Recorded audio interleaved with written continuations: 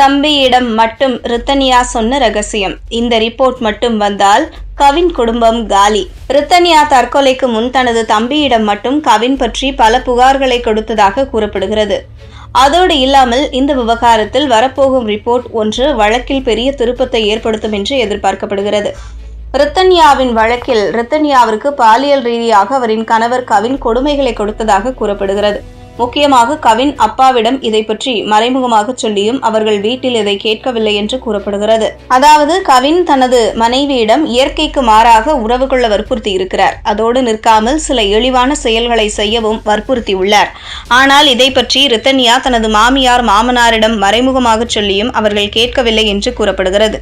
அதோடு இல்லாமல் தனது தம்பியிடம் இதை பற்றி புகார் கூறியுள்ளார். உங்க மாமா தவறானவர் என்பது போல தம்பியிடம் மட்டும் கொஞ்சம் வெளிப்படையாக ரித்தன்யா புகார்களை கூறியுள்ளார். ஆனால் அவர் சிறிய பையன் என்பதால் முடிவுகளை எடுக்க முடியாத நிலையில் இருந்துள்ளார். இதில் ரித்தன்யா கணவர் கவின் மிக மோசமான மனநிலை கொண்டவராக இருப்பார் என்றும் நெருக்கமான வட்டாரங்கள் தெரிவிக்கின்றன. ரித்தன்யா பாலியல் கொடுமை புகார்களையும் வைத்திருக்கிறார் என்பதால் பிரேத பரிசோதனை அறிக்கை முக்கியத்துவம் பெறுகிறது. அதில் பல ரகசியங்கள் வெளியே வரும் வாய்ப்புகள் உள்ளன. ரித்தன்யா தற்கொலை முடிவை எடுக்கும் முன்பு பேசிய ஆடியோ கவனம் பெற்றுள்ளது. தற்கொலை முடிவை எடுக்கும் சில வினாடிகளுக்கு முன் அவர் பேசியிருக்கிறார். அதை அப்பாவிற்கு அனுப்பியிருக்கிறார். தற்கொலைக்கு முன் பேசிய அந்த ஆதாரம் மிக முக்கியமான மின்னணு ஆதாரம் அது. அதில் கணவர், மாமனார், மாமியார் என 3 பேர் மீதும் ரித்தன்யா புகார் அளித்துள்ளார். மென்டல் டார்ச்சர் யார் கொடுத்தால், உடல் ரீதியான டார்ச்சர் யார் கொடுத்தார் என்பதையெல்லாம் தெளிவாக பேசியுள்ளார். அந்த ஆதாரங்கள் இருக்கின்றன. அவர் போனில் இருந்தே போலீசார் எடுத்துள்ளனர். கோர்ட்டிற்கு கொடுத்து விட்டனர்.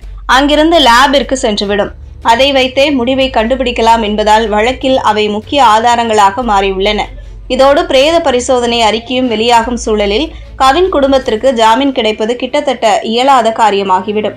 ரித்தன்யா தற்கொலை தமிழ்நாட்டையே உலுக்கியுள்ளது. ரித்தன்யாவுக்கும் கவினுக்கும் 2025 ஏப்ரல் 11ஆம் தேதி திருமணம் நடந்தது.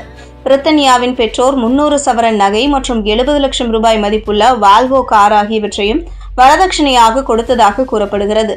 திருமணமாகி முதல் 2 வாரங்கள் அமைதியாக இருந்ததாகவும் 3வது வாரத்திலிருந்து வாக்குவாதங்கள் தொடங்கியதாகவும் ரித்தன்யாவின் தந்தை அண்ணாதுரை தெரிவித்துள்ளார். இதையடுத்து அண்ணாதுரையும் ரித்தன்யாவின் தாயாரும் தலையிட்டு ரித்தன்யாவை வீட்டிற்கு அழைத்து வந்துள்ளனர். கவின் அவ்வப்போது ரித்தன்யாவை பார்க்க வந்துள்ளார். கடைசியாக வீட்டிற்கு வந்த ரித்தன்யா தனது கணவர் வீட்டிற்கு செல்ல மறுத்துள்ளார்.